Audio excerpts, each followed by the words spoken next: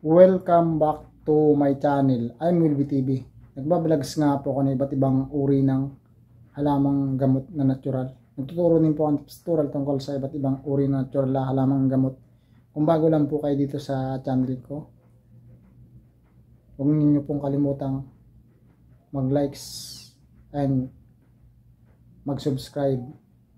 Kung mahilig po kayo dito sa ginagawa kong pagtitips tutorial, pakishare na lang po sa friends and family kung mahilig nga po kayo dito sa pagtitips tutorial ko na at pag-vlogs ko ng iba't ibang natural na halamang gamot.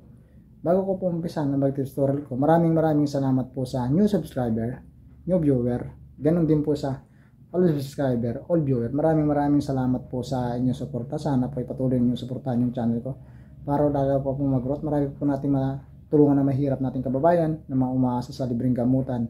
Sa paligid ng bahay nila ay meron po sila natutunan na nakukuha ng mga natural na halamang gamot. At sa tulong ng channel na ito ay matutunan sila na pwede nilang iwasan yung mga sakit at pwede nilang igamot kung anong tamang gamot sa sakit para hindi na sila magbayad ng mahal. Ang tips story ko po ngayon, yung kapag tayo ay may gout. O ano ba yung gout? Di ba yung gidaliri natin, example, sobrang sakit niya, kagano yan.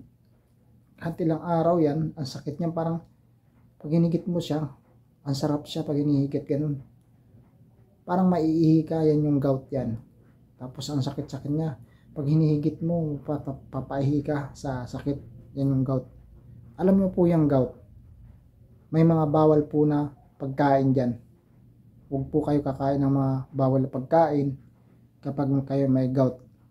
Alam mo bakit? Lalong sasakit po yan.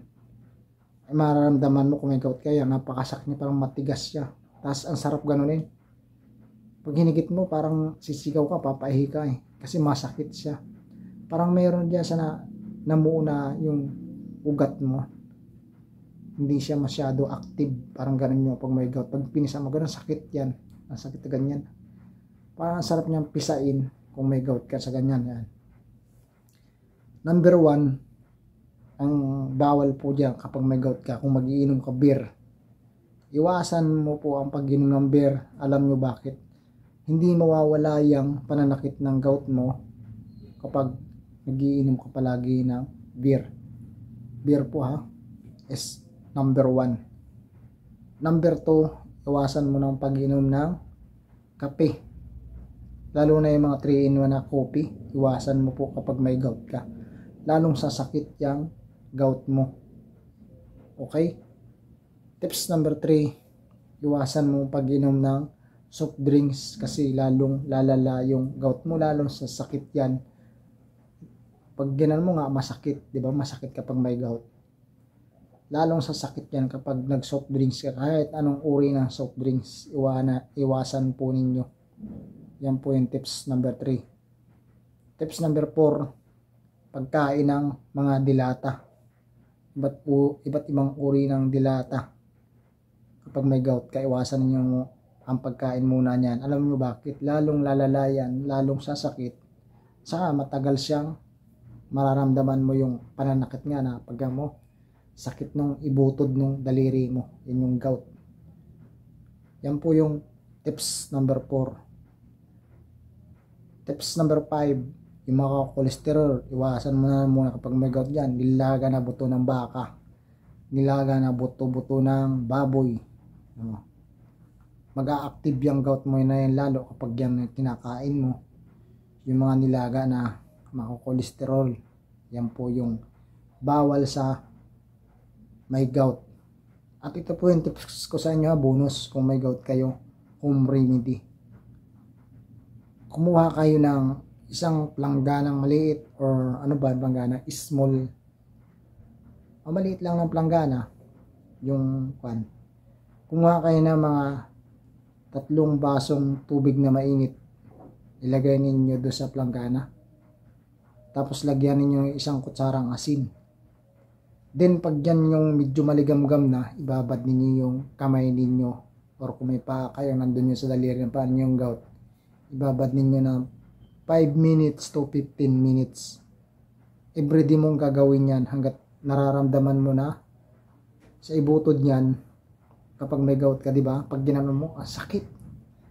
Tapos parang yung kwan dyan, yung mga muscle niya, hindi siya active kasi pag ano mo, papaihi ka sa sakit kapag may gout ka.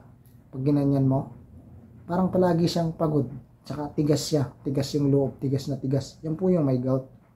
Tigas na tigas yung ganito malbawa daliri dito ka tinubuan ng gout. Yan. Yan po yung bonus.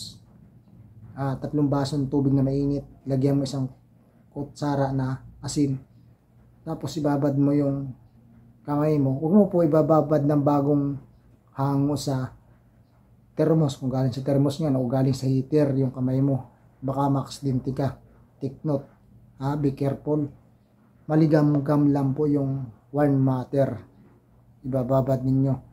Wag po ninyo ibababad ang kamay ninyo. Pag galing sa thermos, tinaktak mo sa plagana. Wag. Maligam-gam o warm water yung gagawin nyo. Ibabad ninyo ng 5 minutes to 15 minutes. Everyday mong gagawin tuwing hapon. Hanggat nararamdaman mo yung sakit dito. Yan po yung bonus tungkol sa mga bawal sa may gout. Kayo po ba may gout kayo? Comment po. Ano pong nararamdaman ninyo kapag may gout? Yung nasabi ko po ba, naramdaman nyo masakit ito? Kapag ginano mo parang mapapaihi ka, sarap batakin. Kasi yan sakit. Randong parang manhid siya, ganun yung may gout. Yan. Sana po ay nakatulong ako sa mga taong may gout. Sana po ay apply ninyo yung ginagawa ko. At may natutunan po kayo kung anong bawal kainin kapag kayo ay may gout. Okay? Maraming salamat po sa inyong suporta. Sa hindi pa po nakasubscribe, paki-subscribe po sa bago po sa channel ko. Paki-likes po and paki-share kung bago kayo dito. And again, maraming salamat po sa inyong suporta and panonood, likes and share, subscribe. Thank you for watching. Bye-bye.